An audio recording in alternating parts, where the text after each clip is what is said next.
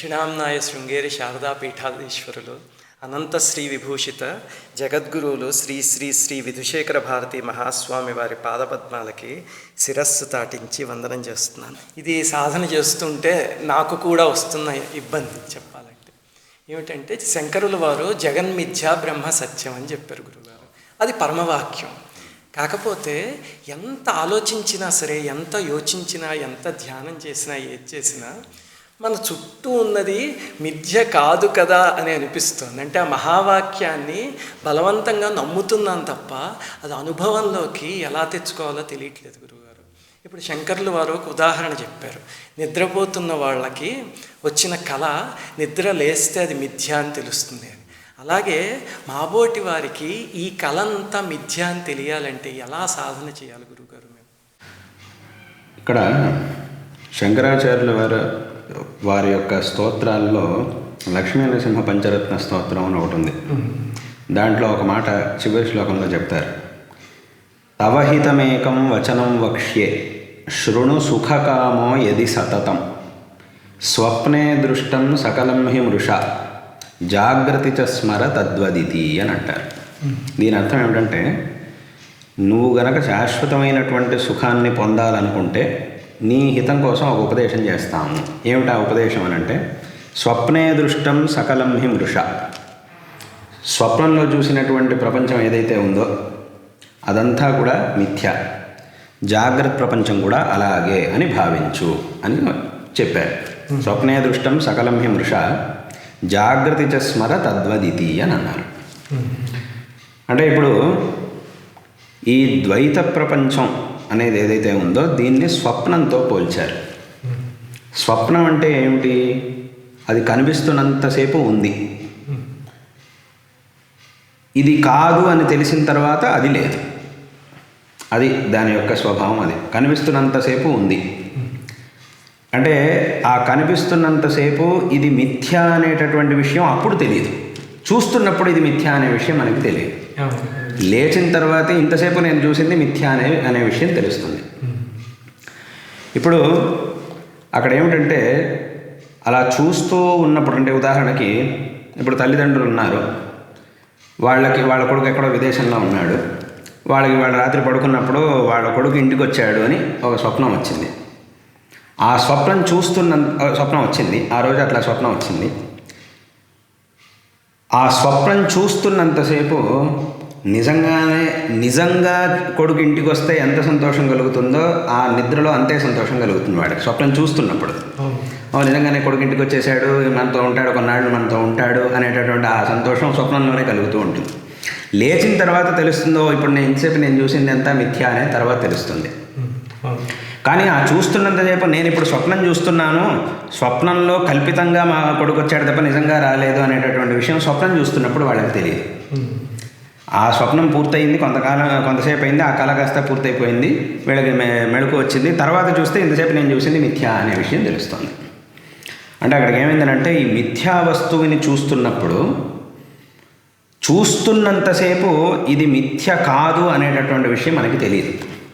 ఆ తర్వాత అంటే దాన్ని వేరే ప్రమాణాంతరాలతో తెలుసుకొని, ఉపదేశం ద్వారా, గురుపదేశం ద్వారా, గ్రంథాధ్యయనం ద్వారా బాగా తెలుసుకొని దాన్నే మళ్ళీ అందుకే శ్రవణం, మననం, నిధిధ్యాసనం ఇవన్నీ పెట్టింది అందుకోసమే. శ్రవణం, మననం, నిధిధ్యాసనం ఇవన్నీ మళ్ళీ చేయగా దాని యొక్క అసత్యత్వం, అంటే దాని యొక్క మిథ్యాత్వం ఏమిటి అనేది మనకి చివరికి తెలుస్తుంది. అందుకే దీని గురించి కృష్ణ పరమాత్మ గీతలో అనేక జన్మ సంసిద్ధస్తతో యాతి పరాంగతిం అని చెప్పాడు.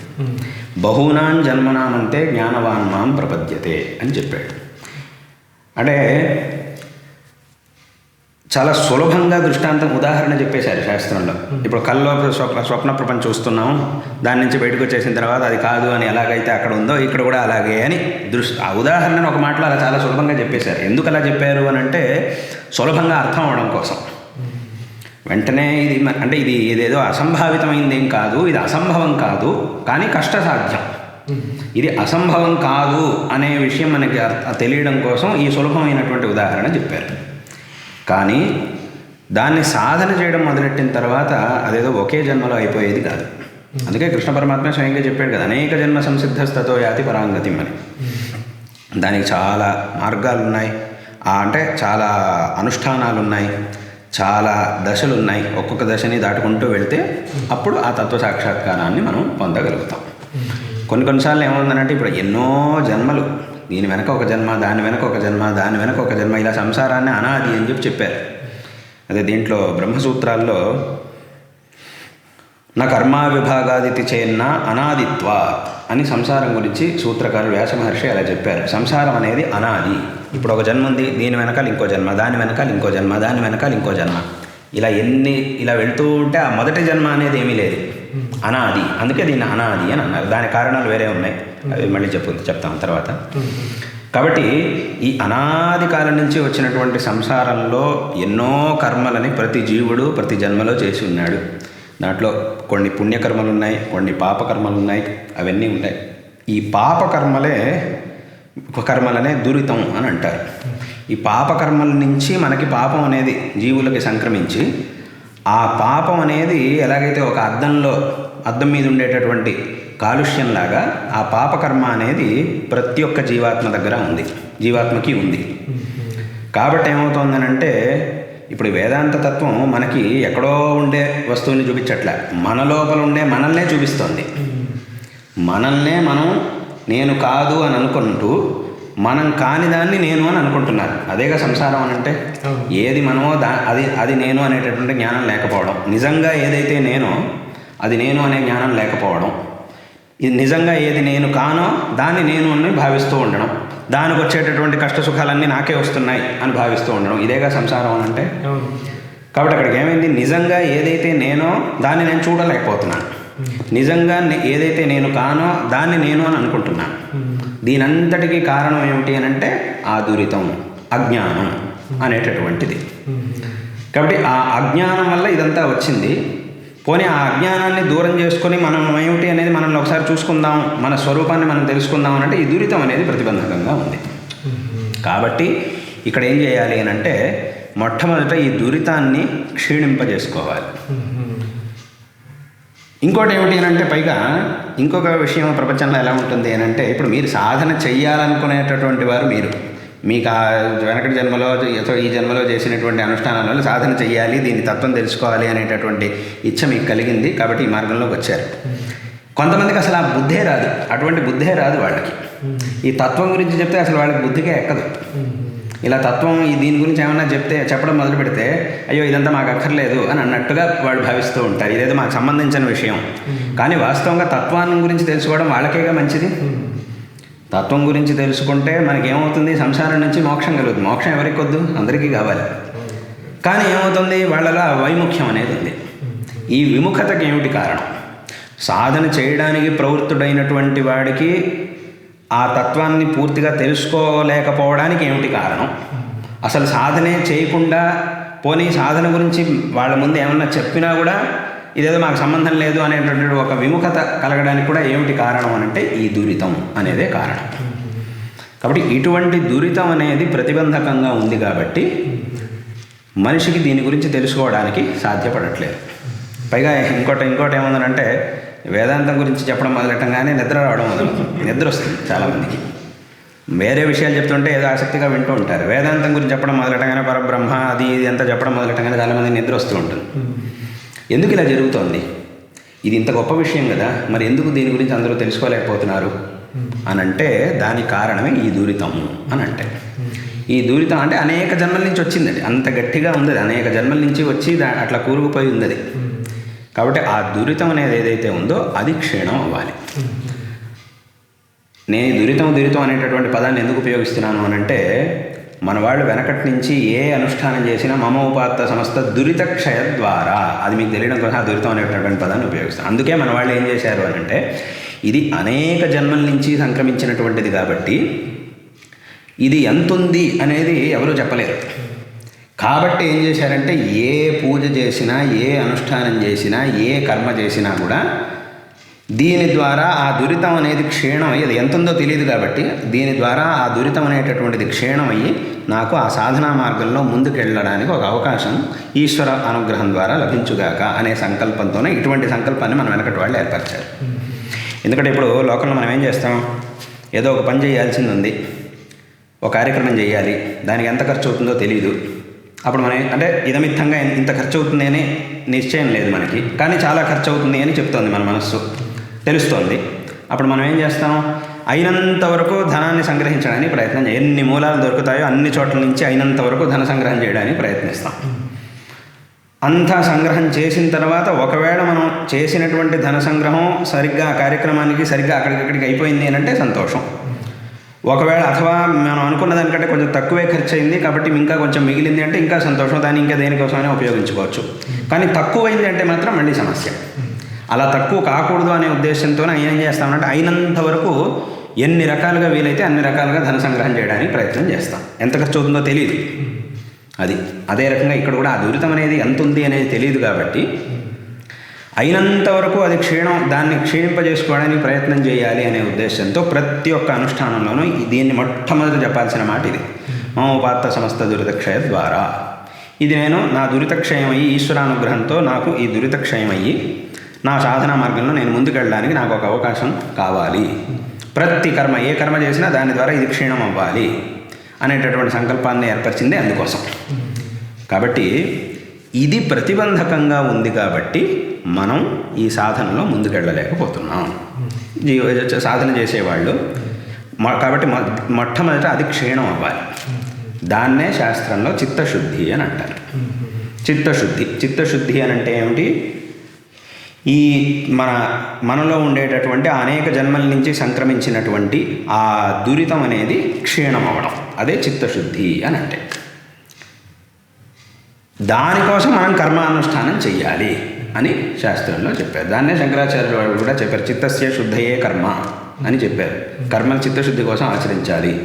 కృష్ణుడు కూడా భగవద్గీతలో ఏం చెప్పాడు? యజ్ఞార్థాత్ కర్మణోన్యత్ర లోకోయం కర్మబంధన అని ఒక మాట చెప్పాడు కృష్ణ పరమాత్మ. యజ్ఞం అంటే ఏమిటి? యజ్ఞం అని అంటే అక్కడ శబ్దానికి విష్ణువు అని అర్థం, అంటే భగవంతుడు అని అర్థం. యజ్ఞో వై విష్ణు అని వేదం చెప్తుంది. కాబట్టి భగవంతుడు అంటే ఈశ్వరుడు. ఆ ఈశ్వరానుగ్రహం కోసం చేసేటటువంటి కర్మ వల్ల మనకి ఈ దురితం అనేది క్షీణిస్తుంది. దానికంటే భిన్నంగా అంటే ఈశ్వరానుగ్రహం కోసం కాకుండా నా ఇచ్ఛని నేను పూరించుకోవడం కోసం నేను కర్మానుష్ఠానం చేస్తాను అని అంటే చేయొచ్చు. ఇప్పుడు నాకేదో కోరిక ఉంది, ఆ కోరిక తీరడం కోసం నేను ఈ కర్మ చేస్తున్నాను, ఈ అనుష్ఠానం చేస్తున్నాను అని అంటే చేయొచ్చు. చేస్తే ఆ కోరిక తీరుతుంది, శాస్త్రం చెప్పింది కాబట్టి. ఫలానా కోరిక ఉన్నవాడు ఈ కర్మ చేయాలి అని శాస్త్రం చెప్పినప్పుడు ఆ కోరిక తీరుతుంది, అది జరుగుతుంది, అది వేరే విషయం. కానీ అక్కడికి ఏమైంది? ఆ కోరిక తీరడంతో ఆ కర్మ పూర్తయిపోతుంది, దాని పని అక్కడికి అయిపోతుంది. కానీ అదే కర్మని ఏ కోరిక లేకుండా కేవలం ఈశ్వరార్పణ బుద్ధితో మనం ఆచరణ చేస్తే ఇదే కర్మ మనకి చిత్తశుద్ధికి కారణం అవుతుంది. అంటే చిత్తం యొక్క కొంత శుద్ధికి ఇది కారణం అవుతుంది. ఇదే రకంగా అనేక కర్మల్ని చేస్తూ ఉంటే క్రమంగా ఆ చిత్తం మొత్తం శుద్ధి అయ్యి మనకి ఆ తత్వాన్ని ఎలాగైతే దర్పణం మొత్తం ఆ అద్దం మొత్తాన్ని మనం దాన్ని శుద్ధి చేసినప్పుడు మన మొహాన్ని మనం చక్కగా స్పష్టంగా చూసుకోగలుగుతాము. అదే రకంగా ఈ చిత్తం అనేది శుద్ధమైన తర్వాత, ఈ కర్మానుష్ఠానం ద్వారా శుద్ధమైన తర్వాత అప్పుడు మన స్వరూపాన్ని మనం చూసుకోగలుగుతాం, ఆత్మస్వరూపాన్ని మనం చూసుకోగలుగుతాం. ఈ విచారం ఇత్యాదులు చేయడం ద్వారా మన స్వరూపాన్ని మనం తెలుసుకోగలుగుతాం. కాబట్టి ఇక్కడ ఏమిటంటే ఈ దురితం అనేటటువంటిది ప్రతిబంధకంగా ఉంది కాబట్టి ఆ తత్వాన్ని మనం తెలుసుకోలేకపోతున్నాం. చాలామందికి తత్వం తెలుసుకోవడానికి అసలు దానికి ఆ సుముఖతే రాదు, అంటే విముఖంగా ఉంటారు చాలామంది. తత్వ విచారం చేయండి అని అంటే వాళ్ళకి అంత ఆసక్తి ఉండదు. దాంట్లో ఆసక్తి లేకపోవడానికి ఇదే కారణం. అథవా సాధన చేయడం మొదలెట్టిన వాళ్ళకి సరిగ్గా ఈ సాధనలో ముందుకెళ్ళడానికి సాధ్యం కాకపోవడానికి కూడా ఇదే కారణం. కాబట్టి ఏమిటంటే దానికోసం విశేషంగా ఈ అనుష్ఠానాదులు ఇవన్నీ కూడా విశేషంగా చేస్తూ ఉండాలి. అలా చేయగా తప్పకుండా ఆ చిత్తశుద్ధి అనేది ఏర్పడుతుంది. అప్పుడు కొంత అది కొంత ఆ దురితం అనేది క్షీణం అవుతున్న కొద్దీ మనం ముందుకెళ్ళగలుగుతూ ఉంటాం ఈ మార్గంలో. ఇలా ముందుకెళ్తూ ఉంటే అది మనకి తొందరగా తెలుస్తుంది. ఇక్కడ చాలా సులభంగా ఉదాహరణ చెప్పారు, కానీ వాస్తవంగా చూసినప్పుడు దీనికి చాలా సమయం పడుతుంది. అందుకోసమే అంటే ఆ దురితాన్నంతా క్షీణింపజేసుకొని విశేషంగా సాధనని ఇదంతా శ్రవణం, మననం, నిధిధ్యాసనం ఇదంతా చేయడం కోసమే అనేక జన్మలు కావాలి అని కృష్ణ పరమాత్మ చెప్పింది. అనేక జన్మ సంసిద్ధి, ఇదంతా ఒక జన్మలో అయ్యేది కాదు. కాబట్టి దీనికి చాలా జన్మలు కావాలి కాబట్టి కృష్ణుడు అలా భగవద్గీతలో చెప్పాడు, అనేక జన్మ సంసిద్ధ తతో యాతి పరాంగతిం అని చెప్పారు. పరాంగతిం అంటే మోక్షం అని అర్థం. కాబట్టి ఈ సాధనని ఇవాళ మనం మొదలెడితే ఈ జన్మలో కొంత, వచ్చే జన్మలో కొంత, ఆ వచ్చే జన్మలో కొంత, ఇలా కొన్ని జన్మల పాటు ఆ సాధన చేసిన తర్వాత మనకి ఆ ఫలం అనేది కలుగుతుంది. కాబట్టి ఇక్కడ ఏమైందంటే ఆ స్వప్నం, ఆ కళ, అలాగే ఈ జాగ్రత్త దీన్ని ఆ ఉదాహరణగా చెప్పారు. అయితే దానికి దీనికి చాలా తేడా. అంటే మీకు ఉదాహరణ చెప్పాలంటే, ఇప్పుడు దీపావళి పండుగ వస్తుంది. దీపావళి పండుగ వచ్చినప్పుడు చిన్నపిల్లలు వాళ్ళంతా టపాకాయలు కాలుస్తూ ఉంటారు. ఆ టపాకాయల్లో ఒకటి ఉంటుంది, దాన్ని కింద వెలిగిస్తే కింద నుంచి పైకి వెళ్తుంది. అది పైకి వెళ్ళి అక్కడ పేలుతుంది. ఆ సీసాలో పెట్టి వెలిగిస్తారు, అది కింద నుంచి పైకి వెళ్తుంది, పేలుతుంది. రాకెట్ అని అంటారు, దాన్ని రాకెట్ అంటారు. ఇప్పుడు దాన్ని ఇక్కడ వెలిగిస్తున్నారు. ఇక్కడ వెలిగించినప్పుడు కింద నుంచి పైకి వెళ్తుంది, పేలుతోంది. ఇప్పుడు ఈ రాకెట్ని తయారు చేయడానికి ఎంతసేపు పడుతుంది, అథవా దాన్ని కొనడానికి ఎంతసేపు పడుతుంది, దాన్ని కొనడానికి ఎంత ఖర్చు అవుతుంది, దాన్ని వెలిగిస్తే అది కింద నుంచి పైకి వెళ్ళడానికి ఎంతసేపు పడుతుంది అంటే చాలా తక్కువ. దాన్ని తయారు చేయడానికి ఎక్కువ సమయం అక్కర్లేదు. దాన్ని తయారు చేసేవాళ్ళు ఉంటారు కదా, వాళ్ళకి ఒకటి అట్లాంటి తయారు చేయడానికి ఎక్కువ సమయం ఏం పట్టదు. దాన్ని కొనడానికి లక్షల కోట్లు ఖర్చు పెట్టాలని ఏం లేదు. తీసుకొచ్చారు, దాన్ని వెలిగించి పైకి పంపించాలంటే దానికి కూడా ఎక్కువ సమయం ఏం లేదు. కానీ ఇదే రకంగా సామాన్యంగా ఈ రకంగానే ఇప్పుడు నాసా వాళ్ళు, ఇస్రో వాళ్ళు రాకెట్లను తయారు చేస్తారు. కానీ దానికి దీనికి ఎంత తేడా ఉంది. వాళ్ళు ఎన్నో ఏళ్ల పాటు చిన్నప్పటి నుంచి బాగా చదువుకొని, మంచి వాళ్ళ మేధాశక్తిని ఉపయోగించి చాలా చదువుకొని అక్కడ ఉండే వాళ్ళందరూ ఎన్నో సంవత్సరాల పాటు రీసెర్చ్లు చేసి ఏది ఎలా చేయాలి, అందులోనూ ఇప్పుడు ఎవరైతే ఉన్నారో వీళ్ళే మొదలెట్టింది కాదు. వీళ్ళ వెనకాల ఎన్నో సంవత్సరాల క్రితమే చాలామంది శాస్త్రవేత్తలు వాళ్ళంతా మొదలెట్టారు. సైంటిస్టులు వాళ్ళంతా ఈ ప్రక్రియను మొదలెట్టి ప్రతి ఒక్కరూ దీంట్లోకి వచ్చిన ప్రతి ఒక్కరూ కూడా ఏం చేశారు, వెనకటి వాళ్ళు ఏం చేశారు, ముందు మనం ఏం చేయాలి, దాని నుంచి అన్ని విషయాలు తీసుకొని దాన్నే ఇంకా కొంచెం ఆధునికంగా మార్చి ఇప్పుడు వచ్చిన వాళ్ళు తయారు చేస్తున్నారు. కాబట్టి ఇన్నేళ్ల నుంచి ఎవరో ఒక వ్యక్తి ఎన్నో ఏళ్ల క్రితం దీన్ని మొదలెట్టి దాన్ని కనిపెట్టి ఇవన్నీ చేసుకుంటూ వస్తూ ఉంటే దాన్నంతా నేర్చుకొని ఇప్పటి వీళ్ళు వీళ్ళ యొక్క మేధాశక్తిని కూడా కలిపి వీళ్ళు ప్రయత్నం చేస్తే ఇప్పుడున్నటువంటి సాధనాలన్నింటినీ దాంట్లో కలుపుకొని చాలామంది చాలా రోజుల పాటు కూర్చొని కొన్ని వందల కోట్లు ఖర్చు పెట్టి చేస్తే ఒకదాన్ని విజయవంతంగా పైకి పంపించగలుగుతున్నారు. అంటే ఇప్పుడు ఏమిటి, ఈ కింద వెలిగించి పైకి పంపించడం అనేది అది సామాన్యంగా ఒకే రకంగా పేరు కూడా ఒకటే ఉంది, దానికి దీనికి ఒకే పేరు. ఈ దీపావళి రోజు వెలిగించే రాకెట్, వాళ్ళు ఇస్రో వాళ్ళు పైకి పంపించేటటువంటి అంతరిక్షంలోకి పంపించే రాకెట్, సామాన్యంగా దాని ఆకారం, దాని పేరు అంతా ఒకే రకంగా ఉంది. కానీ దానికి దీనికి ఎంత తేడా, అజగజాంతర వ్యత్యాసం కూడా ఇంకా ఎక్కువ. అజగజం వ్యత్యాసం అంటే అది చాలా తక్కువే, ఇంకా చాలా తేడా ఉంది. ఇది వరకే 1 నిమిషాల పని, అది ఎన్నో సంవత్సరాల ప్రయత్నం. అంతమంది కూర్చొని అన్నేళ్ళు చదువుకొని ప్రయత్నం చేస్తే వెళ్తుంది. కాబట్టి ఇక్కడ ఈ కళ అనేటటువంటి దాన్ని అర్థం అవ్వడం కోసం సులభంగా ఒక ఉదాహరణగా చెప్పారు. కానీ అదే సాధన మనం నిజ జీవితంలో సాధన చేసేటప్పుడు మాత్రం చాలా సమయం కావాల్సి వస్తుంది. అందుకే కృష్ణ పరమాత్మ చెప్పినట్టు అనేక జన్మ సంసిద్ధ అని చెప్పాడు కృష్ణ పరమాత్మ. ఆ రకంగా మనకి అన్ని జన్మల సమయం కావాల్సి వస్తుంది. కాబట్టి ఈ సాధనా మార్గం చాలా విశేషమైనటువంటిది. ముందు ఈ చిత్తశుద్ధి అనేటటువంటిది మొట్టమొదట రావాలి. ఆ చిత్తశుద్ధి అనేది వచ్చిన తర్వాత అప్పుడు మనకి వేదాంత విచారం చేయడానికి ఒక ప్రవృత్తి ఏర్పడుతుంది. ఆ తర్వాత వేదాంతంలో దిగి శ్రవణం, మననం, నిధిధ్యాసనం ఇవన్నీ విశేషంగా మనం చేయాలి. కాబట్టి అక్కడ చెప్పినటువంటి ఉదాహరణ, శంకరాచార్యుల వారు చెప్పినటువంటి ఉదాహరణ, ఆ తత్వం అవన్నీ కూడా సరిగ్గానే ఉన్నాయి. అయితే అది మనం మన నిజ జీవితంలోకి దాన్ని తెచ్చుకోవాలంటే చాలా సమయం పడుతుంది. అందుకే నీలకంఠ దీక్షితుల వారు ఉండేవారు. ఆయన మహాజ్ఞాని, ఆయన ఎన్నో గ్రంథాలు రాశారు, ఎన్నో శ్లోకాలు కూడా రాశారు, నీతులు అవన్నీ కూడా చెప్పేటటువంటి ఎన్నో శ్లోకాలు రాశారు. ఆయన ఒక చోట సరదాగా ఒక మాట అంటారు. ఏమిటంటే, ఆయన చిన్నప్పటి నుంచి చదువుకున్నటువంటి ఎంతో కష్టపడి, నేను నా చిన్నప్పటి నుంచి ఎంతో కష్టపడి ఎంతో ప్రయత్నం చేసి చక్కగా వేదాంత శాస్త్రం చదువుకొని దానిలో పరిపూర్ణమైనటువంటి పాండిత్యం సంపాదిస్తే ఇప్పుడు నా పరిస్థితి ఎలా ఉంది అని అంటే, వెనకటి కాలంలో ఇలా పండితులందరూ మహారాజుల ఆస్థానంలో అక్కడ ఉంటుండేవాళ్ళు కదా. ఆయన అంటున్నారు, ఇప్పుడు నేను ఇంత కష్టపడి వేదాంతం చదువుకుంటే ఇప్పుడు నా పరిస్థితి ఎలా ఉంది అని అంటే, మా మహారాజు గారు ఎప్పుడైనా రాత్రిపూట ఆయనకి నిద్ర పట్టకపోతే నన్ను పిలుస్తారు. అప్పుడు నేను వెళ్తే నాకు ఇప్పుడు నిద్ర రావట్లేదు, కాస్త వేదాంతం చెప్పు అని అంటారు. అప్పుడు నేను వేదాంతం చెప్తూ ఉంటే ఆయన హాయిగా నేను చెప్పిన వేదాంతం అని నిద్రపోతాడు. అంటే ఇంత కష్టపడి నేను వేదాంతం చదువుకుంటే ఆయన నిద్రపోవడానికి ఉపయోగపడుతుంది అది అని ఆయన తమాషాగా ఒక మాట అంటే, ఆయన ఆ మాట అన్నారంటే జనాల పరిస్థితి ఎలా ఉంది లోకంలో అనే దాన్ని చెప్పడం కోసం ఆయన ఆ మాట అంటారు. ఎందుకు అలాగా, దీనికి ఏమిటి కారణం అంటే ఇది నిజమే, చాలా చోట్ల మనకు అలా కనపడుతుంది. నిజంగానే వేదాంతం గురించి చెప్పడం మొదలెడితే నిద్ర వస్తుంది వినేవాడికి. ఎందుకలా అని అంటే ఇక్కడ ఆ చిత్తశుద్ధి అనేది లేకపోవడం. కాబట్టి ఆ చిత్తశుద్ధి లేకపోవడం అనేది పెద్ద విషయం కాదు. ఎందుకంటే అది అనాది కాలంగా సంసారంలో మునుగున్నటువంటి వాడికి, ఇప్పుడు ఒకడు బురదలో దిగినప్పుడు వాడి ఒంటికి బురద అంటుకోవడం అనే దాంట్లో విశేషం ఏం లేదు. కానీ వాడు బయటకు వచ్చి కూడా అట్లాగే నేను బురద కడుక్కోకుండా అలాగే ఉంటాను అని అంటే అప్పుడు అది వాడి తప్పు. కాబట్టి సంసారం అంటేనే ఇది ఒక పంకం, సంసార పంకం అని అంటాం మనం. పంకం అంటే బురద అని అర్థం. దీన్ని బురదకు పోల్చారు. కాబట్టి దీంట్లో ఉన్నవాడికి ఒంటికంతా బురద అంటుకుంటుంది అనేది నిజమే. కానీ అది దాని గురించి మనం ఆలోచించకూడదు. దాన్ని ఎలా శుద్ధి చేసుకోవాలి అనే దాని గురించి ఆలోచించాలి అంతే. కాబట్టి అనాది కాలంగా ఆ దురితం అనేది అందరికీ ఉండనే ఉంది. అయితే దాన్ని ఈ రకంగా ఇటువంటి అనుష్ఠానాదులు వీటన్నిటిని చేసుకోవడం ద్వారా దాన్ని క్షీణింపజేసుకుంటే ఈ తత్వాన్ని తెలుసుకునేటటువంటి మార్గంలో మనం ముందుకు వెళ్ళగలుగుతాం. అందుకే ఇప్పుడు నేను చెప్పినట్టుగా ప్రతి అనుష్ఠానంలోనూ దురితక్షయ ద్వారా అనే మాటను చెప్పడం అందుకోసం. నేను ఏం అనుష్ఠానం చేసినా కూడా దీని ద్వారా నాకు దురితక్షయం కావాలి, అయ్యి నాకు సాధనా మార్గంలో ముందుకు వెళ్ళగలగాలి అనేది దాని యొక్క ఉద్దేశం. ధన్యులం గురుగారు. రేపటి నుంచి అనుష్ఠానం చేసినప్పుడు ఇన్నాళ్ళు మమోపాత సంస్థ దురితక్షయ ద్వారా అనేది యాంత్రికంగా చదివాం. రేపటి నుంచి అనుభూతితో చదువుతాం. అలాగే మీరు చెప్పిన రాకెట్ ఉదాహరణ అయితే పరమాద్భుతం. అసలు చాలా తేలిగ్గా అర్థమయ్యేలా చెప్పారు గురుగారు. శ్రీమాత్రే నమః.